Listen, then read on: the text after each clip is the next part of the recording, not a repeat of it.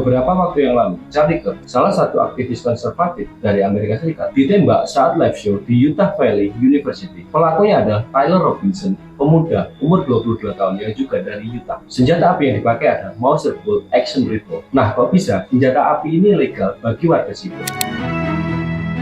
Amerika adalah salah satu negara yang melegalkan senjata api buat warganya, walaupun akhirnya jadi kontroversi sampai sekarang. Bahkan, banyak warganya yang protes ketika Supreme Court atau Mahkamah Agung membatalkan aturan pembatasan senjata api di tahun 2022 kemarin. Terus, negara mana aja sih yang legalin senjata api buat warganya? Pertama, jelas Amerika, yang udah legalin bahkan sejak tahun 1791.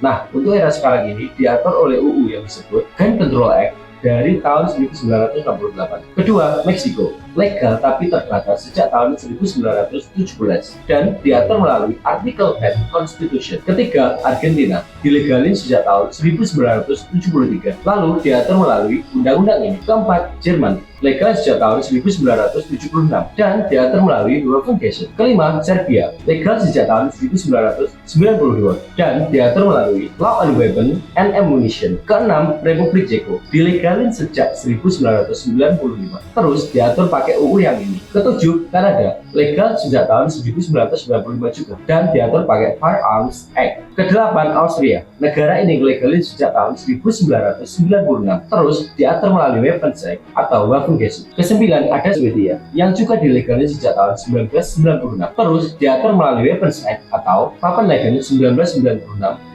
67. Ke-10 ada Swiss, legal sejak tahun 1997 dan diatur pakai Bundesgesetz über Waffen. Ke-11 ada Finlandia yang dilegalin sejak 1998 dan aturannya pakai AC lagi atau undang-undang secara umum. Ke-12 ada Afrika Selatan yang dilegalin sejak tahun 2000 melalui Firearms Control Act No. 16 of 2000, tapi baru benar-benar diberlakukan tahun 2004. Terakhir ada Brasil yang sudah dilegalin sejak tahun 2003 yang diatur juga melalui Estatuto do Desarmamento. Nah, itu negara-negara yang legalin senjata api buat sipil. Kalau di Indonesia sendiri kan nggak pernah dilegalkan, tapi ada loh orang-orang tertentu di luar aparat dan kepolisian yang boleh memilikinya. Kira-kira syarat dan ketentuannya apa ya?